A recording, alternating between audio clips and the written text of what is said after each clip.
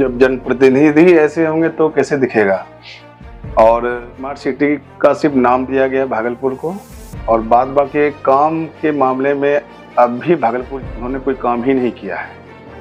अगर काश उन्होंने काम किया रहता तो भागलपुर की ऐसी समस्या नहीं उत्पन्न होती। देखा जाए तो आज यहाँ पे न एक शिक्षा की व्यवस्था है, न यहाँ पे स्वास्थ्य की व्यवस्था है, न यहाँ पे पानी पीने की व्यवस्था। हमारे साथ प्रशांत विक्रम जी हैं जो बीजेपी के नेता हैं और भागलपुर विधानसभा के दावेदार हैं।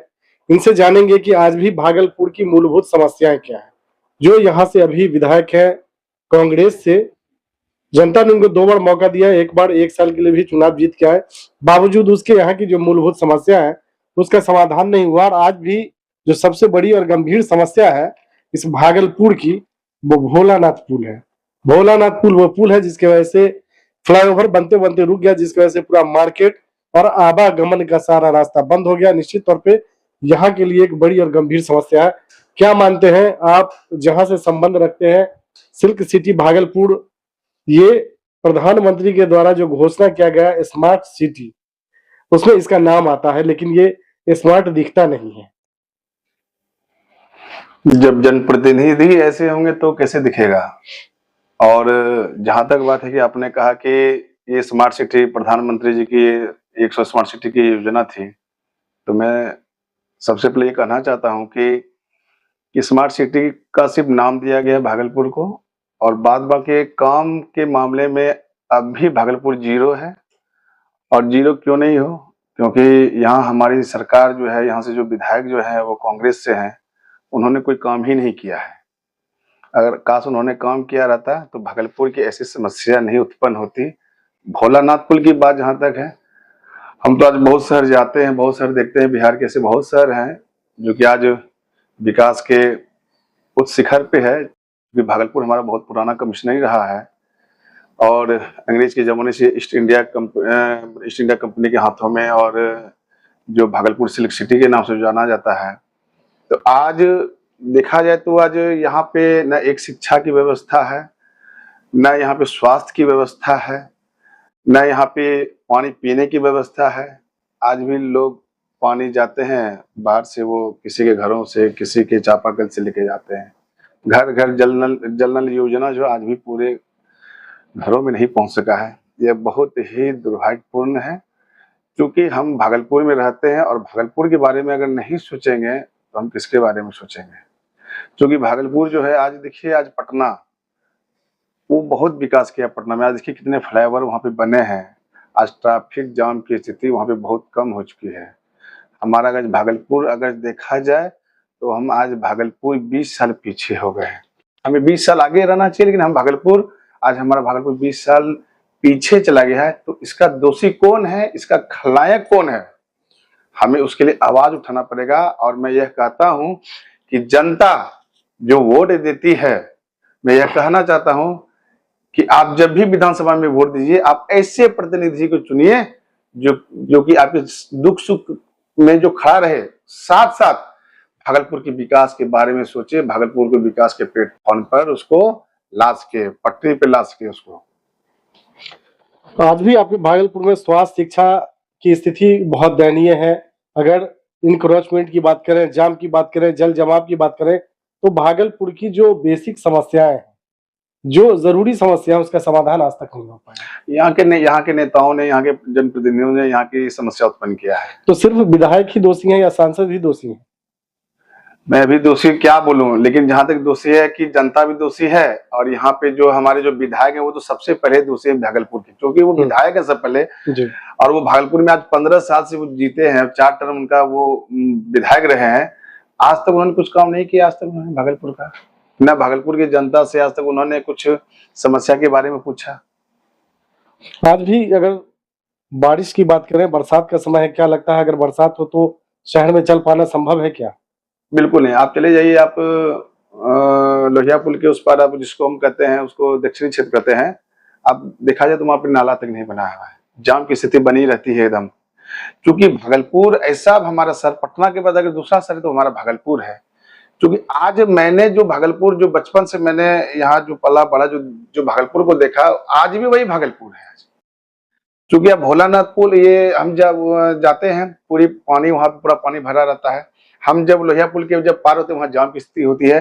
प्लस सड़क जो है वह देखे तो एकदम जो है एकदम नाला नहीं है और वहां पे पूरा पानी और वहां पे पूरा कीचड़ जमा हो जाता है। तो मैं ये कहता हूँ आखिर में ये दोषी कौन है? आखिर में जनता तो चुन लेती है लेकिन आखिर में इसका दोषी कौन है? यहाँ पे तो नगर निगम भी है भागलपुर में। अब नगर निगम भी क्या काम कर रही है? विधानसभा में विधायक जी क्या काम कर रहे हैं? सांसद मौजे पूरे उनको जिले की समस्या है वो क्या काम कर रहे हैं? तो मुझे तो लगता है कि कुछ काम दिखता ही नहीं मुझे। जब आप जनसंपर्क करते हैं, लोगों के बीच जाते हैं, जो आखिरी पंक्ति के लोग हैं जिनके बारे में बिहार के मुख्यमंत्री कहते हैं कि उनको मुख्यधारा से जोड़ने का काम हम कर रहे हैं, उनके पास जब जाते हैं तो किस तरह की समस्याओं का सामना करना पड़ता है?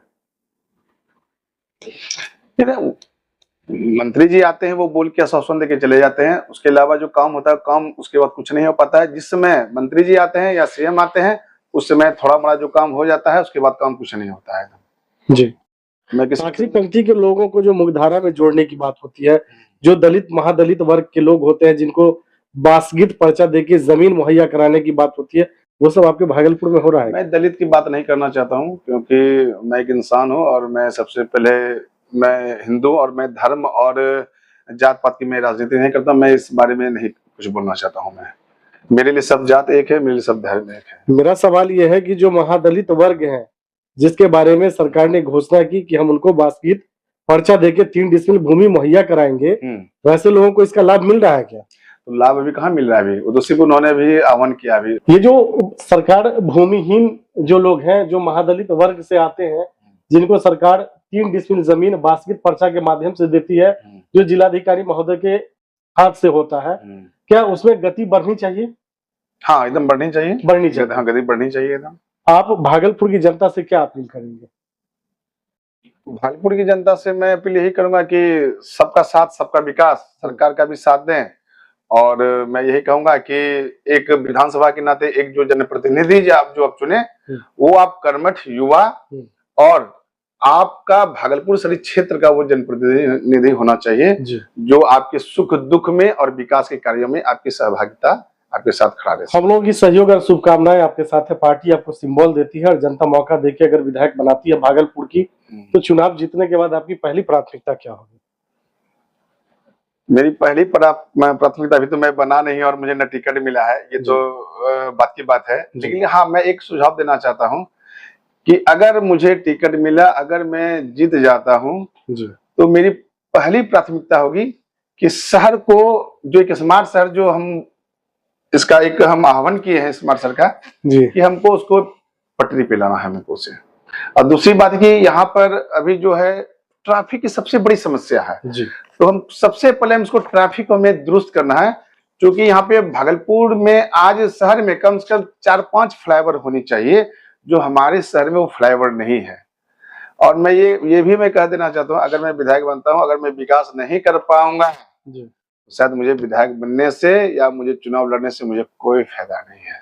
मैं अगर बनूंगा तो कुछ करूंगा, वरना मुझे विधायक का मुझे नाम सिर्फ नहीं चाहिए, मुझे कार्य करना है, मुझे विकास करना है। लोग मुझे विकास पुरुष के नाम से जाने वो ज्यादा मुझे खुशी है, ना कि मुझे विधायक के नाम से जाने, ना मुझे सांसद के नाम से, मुझे विकास पुरुष के नाम से जाने। मैं चाहता हूँ कि भागलपुर का जो विकास रुका हुआ है उसे मैं तेज गति से मैं उसको प्लेटफॉर्म पे लाने का प्रयास करूं। चलिए, प्रशांत विक्रम जी, हमसे बात करने के लिए बहुत बहुत धन्यवाद। ये थे प्रशांत विक्रम जो बीजेपी के नेता हैं और भागलपुर के दावेदार हैं। साफ तौर पे इनका कहना था कि जो सरकार की मूलभूत समस्याएं हैं, चाहे वो प्रशासनिक पहल के माध्यम से ही हो, इसको अविलंब खत्म करना चाहिए। और इन्होंने कहा कि जो सरकार भूमिहीनों को बासगीत पर्चा दे रही है उसमें तेजी लाने की जरूरत है। निश्चित तौर पे ये जो भागलपुर सिल्क सिटी के नाम से जाना जाता है, ये स्मार्ट सिटी में 100 स्मार्ट सिटी जो लिया गया वो था, लेकिन स्मार्टनेस के नाम पे यहाँ कुछ दिख नहीं रहा। इसके जिम्मेदार कहीं ना कहीं यहाँ के स्थानीय विधायक है, जो एक ब्यूरोक्रेट होते हैं, उस तरह की व्यवस्था उनकी है, आम लोगों से मिलते भी नहीं है। कहीं ना कहीं जनता को इससे सबक लेने की जरूरत है और आने वाले समय में आपके बीच ऐसे लोग हैं विकल्प के तौर पे जो हर दृष्टिकोण से परिपूर्ण है। शायद अगर विधायक बनते हैं तो उनको अपने परिवार चलाने के लिए नहीं, आपके लिए आएंगे, आपके विकास के लिए आएंगे, आपके शिक्षा और स्वास्थ्य के लिए आएंगे, आपकी मूलभूत समस्याओं के समाधान के लिए आएंगे। तो अगर प्रशांत विक्रम जैसे लोगों को आप मदद करते हैं, जाति धर्म और पार्टी से उठकर अगर ऐसे लोगों को आप चुनाव जिताते हैं, तो आपके भागलपुर की मूलभूत समस्या समाप्त होगी। लेकिन पार्टी को भी ये तय करना होगा कि आपके बीच ऐसे प्रत्याशी भी है जो हर दृष्टिकोण से सक्षम है, और अगर सिंबल देते हैं तो इनके लिए सीट जीतना भी बहुत मुश्किल नहीं होगा। तो निश्चित तौर पे ऐसे लोगों पे अगर दांव लगाते हैं जो युवा हो, पढ़े लिखे हो, नौजवान हो और एनर्जेटिक लोग हो, पोटेंशियल हो, तो निश्चित तौर पे भागलपुर की जो मूलभूत समस्या है उसका समाधान हो पाएगा।